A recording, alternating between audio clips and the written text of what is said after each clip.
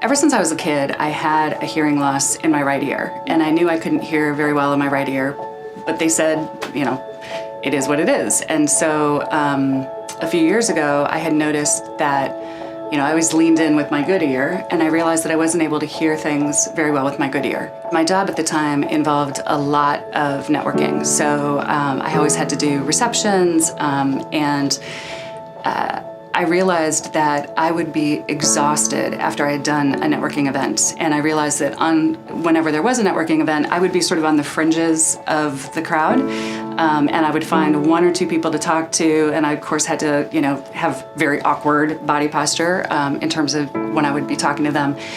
And I realized I was just exhausted all the time. And a friend of mine in my office, who's a couple years younger than me, she sort of said, hey, I have this great audiologist, you should go check her out. I think the biggest thing that coming to see Dr. Lyles-Deleon, what was different is that I felt really listened to, and I felt cared for, and she would take as much time as it took. So there were times that I had a lot of questions, or there were other times that I would just be kind of gushing about, oh my gosh, I can do this and I can do that. And she never cut me off. She never was like, okay, that's great, but I need to move on. And so having somebody that really listened, because again, I think back to, back in my 20s in Chicago, when they just slapped me in the booth and put the headset on, and then almost in some ways I felt ashamed because I'm raising my hand when they're not even playing a tune, and they weren't even attuned to the fact that hello, tinnitus, and that's going to impact me. So having somebody who was just so knowledgeable that from the first second that again, when I was having the exam and she put the clipboard over her mouth so that I couldn't cheat and read her lips, I knew that this was somebody who really understood a lot about hearing loss, and then also was just a really compassionate human being.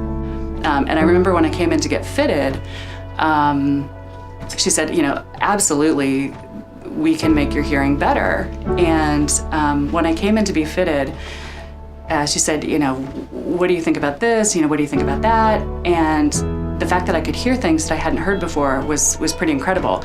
And I remember then she said, well, let's get them, I usually match the hearing aids to people's hair. And I thought, oh my gosh, to be able to hear, I don't care. You could put tin cans on my head and I wouldn't care, because I just want to be able to hear. And the fact that, again, she was just so thorough in terms of, I want you to be comfortable, I want you to hear well, and I also, don't want you to feel like everybody's going to be looking at you for having hearing aids, and that they're going to be really noticeable. Do people notice that you have hearing aids in right now? No, people, as a matter of fact, when I tell people that I wear hearing aids, they're like, no, you don't. I don't see them. And then I'll, pop up my ear or take them out and show them that, yes, I do wear hearing aids, but they don't believe me originally. It's not just about getting the hearing aid, it's also getting the adjustments correctly and making sure that, again, there are different settings and different types of things that you can get the most out of your hearing aids.